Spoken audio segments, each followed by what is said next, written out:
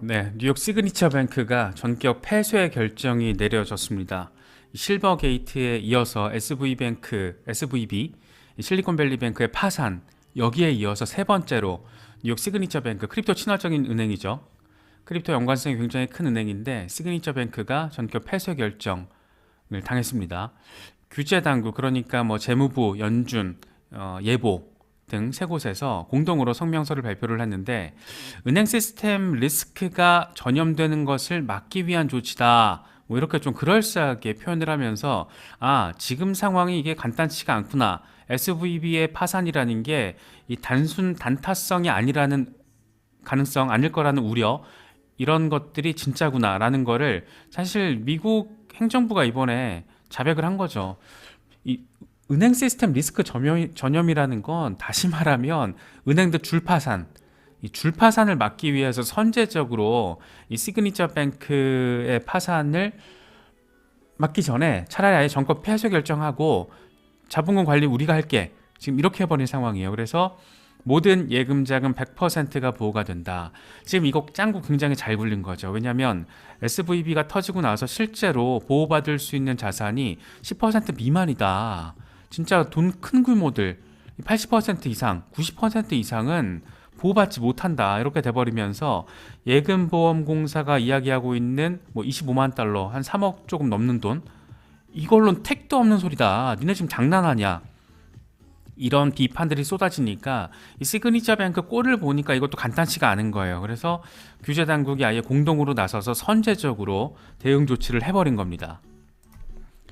어쨌든 시그니처 뱅크는 파산을 했습니다. 그러면서 이제 납세자 손실을 입는 일은 없을 것이다. 그러니까 미국 국민들이 내 돈이 묶인 상황에서 손실을 보는 일, 막연하게 발 동동 구르는 일은 벌어지지 않을 것이다, 이런 얘기를 같이 밝히기도 했습니다.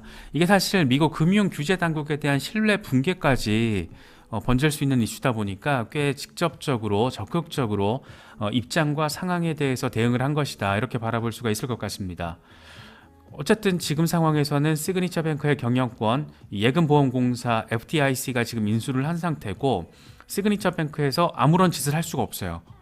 그런 상태이기 때문에 일단 예금을 맡긴 투자자, 예금자들의 돈은 보호가 되는 그런 상황이라고, 그렇게 선제적인 대응을 한 것이라고 바라볼 수가 있는 그런 상황입니다. 왕원님 고맙습니다. 네, 늘 걱정해 주셔서 감사드려요. 이것과 더불어서 이제 연준에서 이거 진짜 재밌는 상황인 거죠. 그렇게 긴축하면서 시장을 조여왔던 연준이 지금 돈을 풀기로 한 거예요. 250억 달러 쏠 테니까 야, 걱정하지 마, 니네 유동성 지금 문제 있지, 우리가 줄게, 돈 찍어내겠다라는 얘기를 또 이렇게 하고 있습니다. 그래서 은행들 줄도산, 금융 시스템 리스크 전염을 막기 위한 은행들 줄도산 방지하고, 그 프로그램의 일환으로 250억 달러 유동성 공급 계획 프로그램 가동 들어간다. 지금 이게 되게 웃긴 거죠.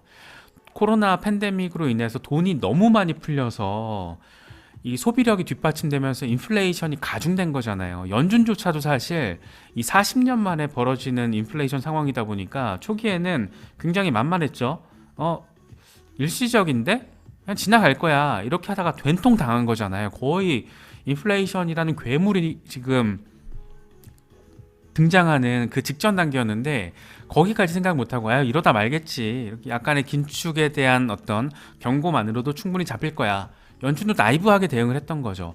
그러면서 1년 넘게 고강도 긴축을 단행했는데, 그렇게 금리를 높여가면서 시장을 옥죄어 왔는데, 현금 유동성을 흡수해 왔는데, 이번에 딱 보니까 연준의 이런 긴축의 부작용이 지금 SVB에서 벌어진 겁니다.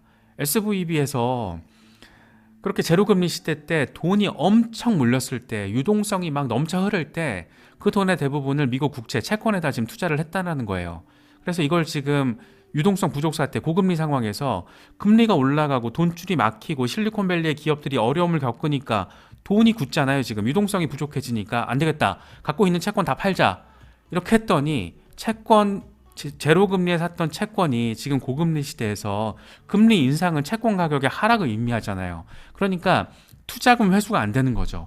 그러니까 자금 조달을 위해서 가지고 있던 이 증권, 채권 팔겠다라는 건데 이걸 팔아도 투자금이 회수가 안 되고 오히려 손실이 나는 상황이 돼버리니까 재무 건전성 우려가 터지고 그렇게 뱅크런이 발생을 하고 그렇게 자본 확충 계획을 밝힌 지 14시간 만에 파산을 해버립니다. 이거 완전 무슨 블랙 코미디 보는 것 같아요. 야, 이게 지금 이거 말이 되나? 무슨 지역에 짜그러져 있는 뭐 조그만한 은행이면 말을 또 안 하겠는데 미국에서 사이즈가 16번째 은행이에요. 이 정도면 대규모 은행이죠. 물론 이제 JP모건 같은 월가의 대형 은행들과는 사이즈가 다르지만 미국에서 16번째 사이즈를 보이고 있는, 거기다가 실리콘뱅크의 스타트업을 대상으로 하는 실리콘밸리뱅크, 역사 40년을 가지고 있고 실리콘밸리의 스타트업들이 주요 고객이었고 그들 중에 일부는 지금 빅테크가 돼버렸고 그들을 상대로 하는 이 전문 은행인데 지금 말도 안 되게 이렇게 문을 닫아버린 겁니다. 그러니까 연준도 지금 발끈한 거예요. 야, 고강도 금리 인상 긴축 다 좋은데 더 하다가 큰일 나겠다 싶은 거죠. 왜냐하면 코로나 팬데믹 때 유동성이라는 게 상상을 초월하는 수준으로 퍼졌고 그때 은행들도 무리수를 둔 거죠. 안전자산이라고 하는 미국 국채 제로금리 유동성 넘쳐나고 빵빵 오케이 때려 박았던 거지. 그게 지금 부메랑이 돼서 돌아온 겁니다. 그런데 SVB만 한 방에 맞고 끝나는 게 아니라 지금 제가 말씀드린 전반적인 상황, 이런 걸 겪고 있는 은행들이, 지역 은행들이 10여 곳이라는 거예요. 저 10여 곳이 월스트리트 저널인가 블룸버그에서 카운팅을 한 거거든요. 골 때리는 상황이죠. 지금 이런 상황, 그러니까 SVB와 유사한 상황, 제로금리 시대 유동성이 넘칠 때 남아도는 돈을 미국 국채에 때려 박았는데 지금 돈줄이 굳고 경기가 안 좋고 고금리 시대 채권 가격이 떨어진 상황에서 회수를 하려니까 회수로만 해도 마이너스가 되는 이런 상황, 손실이 번지는 상황, 이거 여차하면 은행 문 닫는 상황인데 그게 지금 SVB의 상황으로 벌어진 건데 이런 유사 환경에 지금 처해 있는 게 10곳이다? 골 때리는 거죠. 이런 식으로 미국의 예를 들어서 한 50위권 안에 있는 은행 10곳이 문을 닫고 파산을 한다? 이거는 미국 금융권의 거의 뭐라고 해야 되지? 금융위기 2.0, 제2의 금융위기라고 봐도 되는 그 정도의 임팩트를 세계 경제에 안길 겁니다. 그러니까 이게 지금 상상만으로도 어마어마하게 복잡하잖아요. 어이씨 큰일 나겠는데? 이런 생각이 드니까 재무부 나서고 연준 나서고 하다가 바이든 대통령까지 나서고, 그래서 연준에서 지금 250억 달러 한도 내에서 적격은행 기준을 정해놓고 적격은행에 1년 만기 대출을 제공해주겠다. 일단 돈 줄게, 유동성 줄게. 지금 일단 기업 자체만, 은행 자체만 멀쩡한 은행이라면 일단 우리가 제공해줄게, 추가적인 유동성 공급해줄 테니까 이걸로 좀 버텨봐, 이러면서 그동안 돈줄을 꽉꽉 조여왔던 연준이 250억 달러를 풀겠다 라고까지 발표를 한 상황, 여기에다가 바이든 대통령까지 등판을 해버렸습니다. 이것도 진짜 골 때리죠. 은행 3개 파산하고 폐쇄하고 나니까 이 대통령까지 등판을 해서 재무부 SVB 사태 빠르게 해결해서 기쁘다 뭐 있다고 얘기하고 있어요. 미국인들과 미국 기업들은 은행에 맡긴 예금 필요할 때 찾을 수 있어. 이거 진짜 너무 당연한 얘기인 거잖아요. 왜 당연한 상황이 펼쳐지게 된 거에 대해서 대통령이 나서서 긴급 회견을 벌이고 이거에 대해서 뭔가 지금 뭔가 업적을 이야기하는 것처럼 평가를 하고 있다는 게 굉장히 코미디인 거죠, 코미디. 네, 이게 지금 당연한 거잖아요. 내가 은행에 맡긴 돈을 내가 찾겠다라는 거. 아니, 그렇게 안전하니까 가장 규제를 잘 받고 있는 안전자산, 안전한 금융기관, 미국 은행, 그러니까 내 돈을 미국 기업이 돈을 맡기고 대출도 받고 투자도 하고 그러는 건데 그걸 못 찾게 되는 희한한 상황이 벌어진 거죠, 지금. 미국의 상장 은행들 사이에서. 심지어 한 열흘 안팎에서 3곳이 문을 닫아버리는 상황. 그러니까 재무부와 연준이 나서서 이런 조치를 단행하고 대통령까지 나서서 잘했어 기뻐 나 정말 기뻐요, 은행에 맡긴 돈 찾을 수 있어요, 이래 버린 겁니다. 완전 블랙 코미디인 거죠. 지금 미국이라는 나라의 상황이 정말 이 정상은 아니구나라는 거를 이런 상황들만 놓고 봐도 우리가 느낄 수 있지 않을까. 그런 생각을 충분히 갖게 만드는 것 같습니다. 이렇다 보니까 연준으로서는 지금 금리 인상을 못해요. 금리 인상을 더하게 되면 지금 금융권에서 SVB가 일단 깨졌고 SVB와 비슷한 상황에 처한 은행이 10개가 넘는다라는데 그것도 단순 집계가 10개지 따지고 보면 더 될 겁니다. 더 될 가능성 높을 거예요. 그런데 여기서 이게 지금 이 상황이 사단이 난 게 1년 동안의 고강도 긴축 그리고 은행들의 무분별한 투자 이것들이 지금 시너지를 내면서 이 사단이 난 거잖아요. 이런 상황에서 어떻게 보면은 이 재료를 제공해 준 게 연준이거든요. 그렇잖아요. 고강도 금리 인상, 이 긴축을 때려박으면서 채권 금리도 올라가고 이 채권 가격이 하락하면서 투자 손실이 발생한 거죠. 채권 투자자들 울고 싶은 상황인 거니까. 이렇다 보니까 지금 하루 사이에 일단 상황이 완전 바뀌었어요. 이 CME 패드워치 상황이 일단 0.5%포인트 빅스텝 인상 가능성 없어졌어요. 제로. 빅스텝은 불가.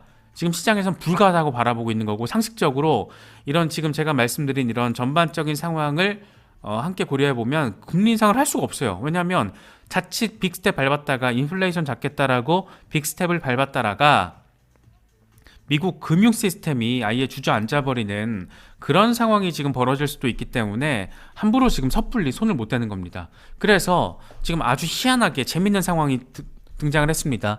금리 동결 가능성이 32.8%, 0.25%포인트 베이비 스텝 인상 가능성이 67.2%.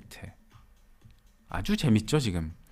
이게 되게 웃긴 게 제가 한 두세 시간 전에 이걸 봤을 때 CME 패드워치 상황을 봤을 때 이 금리 동결 가능성이 16%대였거든요. 근데 라이브 방송 시작 전에 다시 봤더니 32%, 두 배가 올랐더라고요. 그러니까 시장에서는 지금 이런 벌어지고 있는 하루 사이에 벌어진 상황들을 굉장히 빠르고 적극적으로 받아들이고 있는 거죠. 지금 그렇게 볼 수 있는 상황. 그래서 금리 동결 가능성이 30%를 넘겨버렸다. 이게 지금 2, 3일 전만 하더라도 이게 0.25%포인트 인상 가능성이었고 이게 이 정도 덩어리가 0.5%포인트 인상 가능성이었고 심지어 80, 90을 넘어섰잖아요. 그랬던 게 지금 0.5%포인트 빅스텝 인상 가능성은 사라졌고 금리 동결 가능성이 지금 나와버렸습니다. 그러니까 지금 비트코인도 안도렐리 해주는 거고 오늘 밤에 증시도 많이 올라갈 거예요. 네, 안도렐리 가능성이 매우 높습니다. 네, 지금 뭐 이런 희한한 재밌는 상황이 펼쳐지고 있습니다. 골드만삭스는 아예 대놓고 얘기를 했어요. 우리가 보기에는 SVB 사태로 인해서 3월 FOMC에서는 금리 동결 가능성이 높다. 하지만 5월과 6월, 7월 각각 0.25%포인트 인상 예상에는 변함이 없다. 그러니까 원래 골드만삭스는 3월, 5월, 6월 세 번에 걸쳐서 각각 0.25%포인트씩 인상을 해서 0.75%포인트 추가 인상이 이루어질 거고 그래서 최종 금리 상단은 5.5에 맞춰질 것이다. 이렇게 전망을 했던 건데 3월에는 일단 지금 못한다. 할 수가 없다. SVB 사태로 인해서 금리 인상할 수가 없다. 그래서 동결할 것 같아. 동결할 거라고 우리는 바라보고 있고 대신 세 번에 걸친 추가적인 금리 인상은 단행할 거야. 그 예상엔 변함이 없어. 언제냐면 5월, 6월, 7월 그리고 나서 금리 동결에 대한 뉘앙스를 던질 거고 그리고 나서 연준은 1년 넘게 금리 인상을 단행한 게 얼마나 시장에 영향을 미치는지 관망하면서 관측하는 시기로 접어들게 될 거야. 그런 얘기를 지금까지 해왔던 거거든요. 근데 이번에 지금 SVB가 터지면서 일단 3월은 못해. 3월은 No Fed Rate Hike. 안 돼. 3월은 안 되고 대신 5월, 6월, 7월 이렇게 되면 이제 대충 우리가 기대하는 포인트들이랑 맞아 떨어지는 부분들이 있죠. 5월, 6월, 7월까지 인상을 하고 8월 이후부터는 금리 동결을 하고 그러고 나서부터 이제 비트코인은 반감기 국면 영향권 안으로 들어가게 될 거기 때문에 지금 요 시나리오로 가게 되면 일단 상반기까지는 금리 인상이라는 압박 재료가 있겠지만 그 이후부터 8월, 9월로 접어들면서부터는 반감기 국면으로 본격적으로 접어들게 되지 않을까. 우리는 그렇게 조금 시장을 바라볼 수 있지 않나 저는 생각을 하고 있습니다.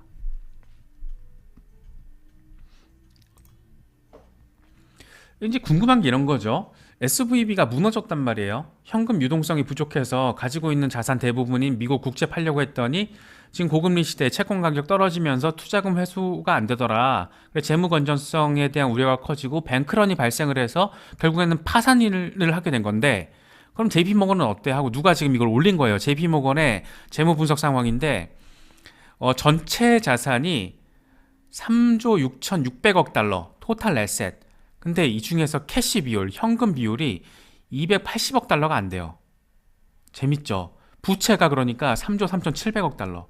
전체 자산에서 현금 비중은 1% 미만이고 지금 부채가 3조 3 전체 자산이 3조 6,600억 달러인데 부채가 3조 3,700억 달러라는 거예요. 그러니까 이걸 올린 사람이 하고 싶은 얘기는 그런 거죠. 야, JP모건 여기 상황도 간단치 않아. 여기도 뭔가 일이 하나 악재가 제대로 터지면은 바로 게임 끝날 수도 있어. 뭐 이런 얘기를 하고 있는 겁니다. 물론 그렇진 않겠죠. 물론 그런 일은 쉽게 벌어지지는 않을 겁니다.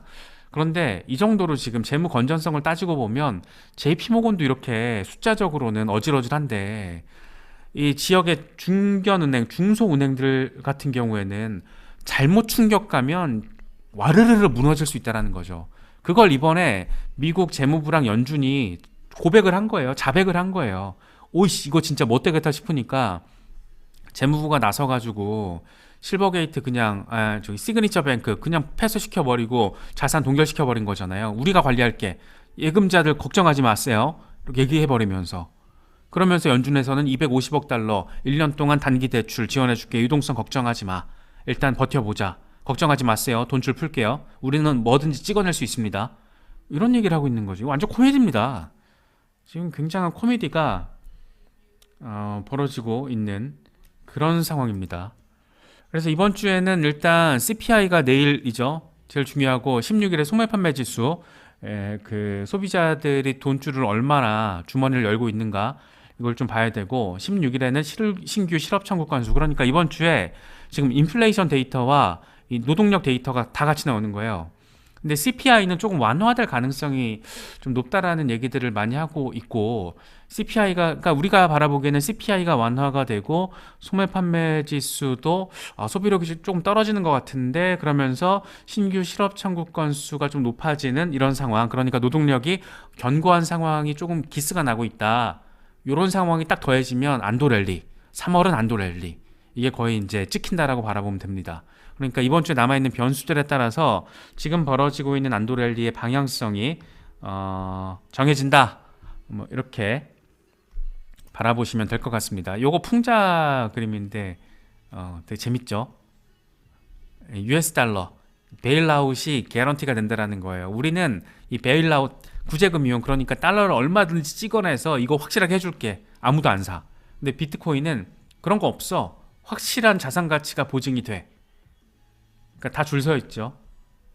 사토시 나카모토 있고 트위터도 있고 비트코이너들 그냥 심플리 비트코인 그냥 비트코인 뿐이야. 2100만 개 한정돼 있지. 맥도날드 왜 들어가 있지? 뭐 아무튼 이런 식으로 다 줄 서서 바이 비트코인 하고 있다라는 이런 상황에 대해서 풍자성으로 그러니까 미국 달러 조롱하는 거죠. 이 달러의 가치는 아니다. 그리고 이번에 보여줬잖아요.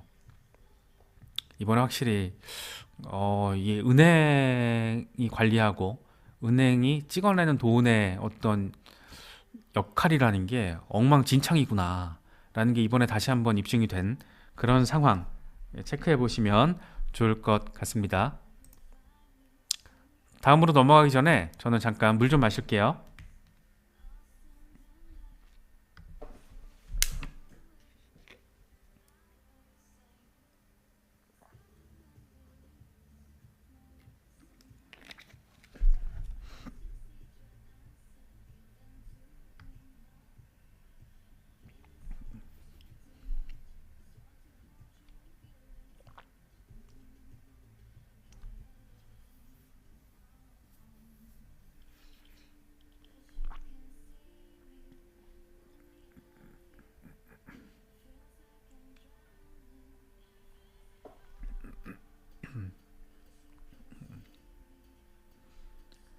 네, 제로님 어서 오세요. 이주연님도 오셨네요. 짱열강님.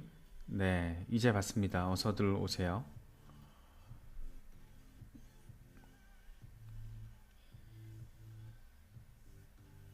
네, 그렇죠.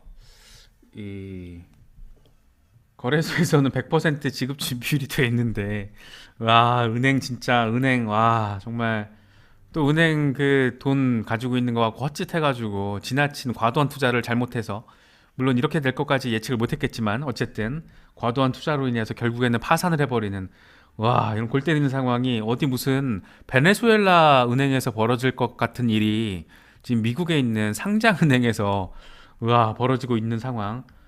골 때립니다. 재밌습니다, 정말.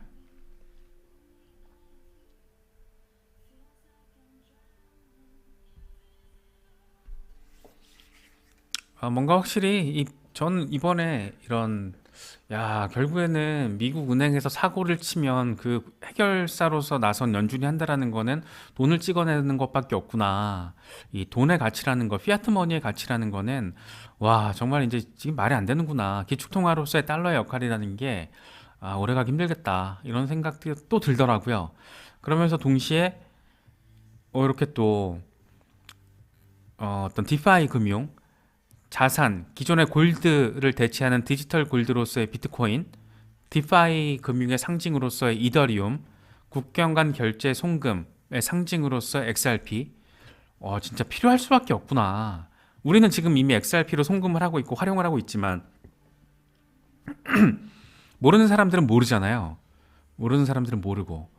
그래서 굉장히 지금 우리가 빨라요. 얼리 어답터인 거죠. 그러니까 제가 나중에 그래프 하나 공유해서 보여드릴게요. 얼리 어답팅의 단계인데, 그러니까 새로운 혁신 기술에 있어서 얼리 어답팅의 단계에 마지막 단계에 지금 우리가 있다라고 하더라고요. 그러니까 레이트 얼리 어답터라고 하는데, 그 레이트 단계, 얼리 어답팅에 있어서 레이트 단계, 다시 말해서 어쨌든 얼리 어답팅 단계에 들어와 있다라는 거죠.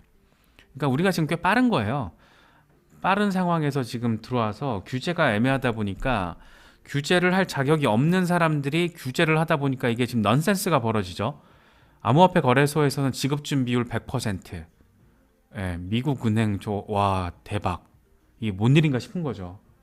그래서 재밌는 상황들이 지금 펼쳐지고 있습니다.